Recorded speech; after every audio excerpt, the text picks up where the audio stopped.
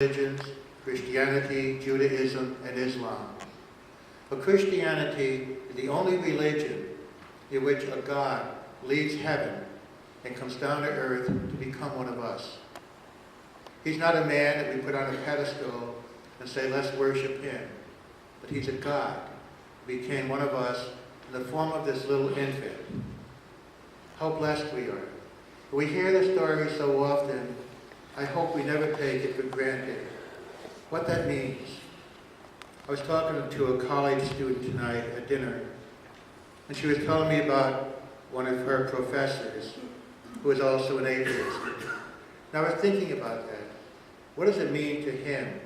Christmas means nothing to him. What does it mean as you go through life and you lie on your deathbed and say, this is it? There's nothing more after this? How blessed we are to know there is a God who cares, a God who loves, a God who reaches out with his arms and says, come back home. Whatever you've done, wherever you've been, you're always welcome. And I will never, ever stop loving you. Also during the Second World War, we know that travel and television were kind of in their infancy. But one day on Christmas, a young family, the father, the mother, and their children were outside making a snowman. And all of a sudden a plane went overhead, and the mother said to the kids, Uncle Joe might be on that plane. He's coming in shortly, so let's wave to him, and maybe he'll see us. And the kids jumped up and down and waved to the plane. Then the tiniest little girl, the youngest, said, Daddy, how do people climb up to the sky to get into those planes? And her daddy said, passengers don't have to climb to the sky because the planes came down from the sky to the passengers. In a way, is that not what I've been saying so far tonight? A God comes down from the sky in the form of a little baby. He stays God, but he's also now a human being, one of us. And he comes to this earth because we needed him. We needed him to be our Savior. We needed him to make this world a bright place. And what does that mean for you and me here tonight in Rotterdam in 2013? It means that you and I are to light up the world in our homes, in our places of work and recreation, in our schools. We're not the light, Christ is. But by our baptism, we are the reflectors of Christ to the world. And hopefully in seeing us, people will recognize that Jesus is alive and well and present on this earth through you and me. The people who are hurting, and there are many during this season, and we think of the darkened areas of the state of Maine and other states that have no power tonight, and may not for another week or two.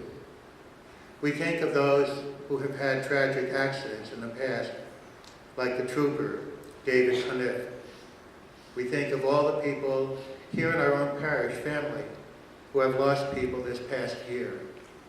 And may the light of Christ and what Christmas is all about give meaning to that suffering, to that loss, and give us a reason to say, I believe, because I need this God, and he wants you and me to be his reflectors to the world in which we live. Today I got a Christmas card, came from Florida. I haven't seen these people in probably 35 years. And the card itself says something of what I'd like to share with you tonight. The quote is from one of my favorite writers. He's a Protestant minister called Max Lucado. And he writes on this card, Jesus humbled himself.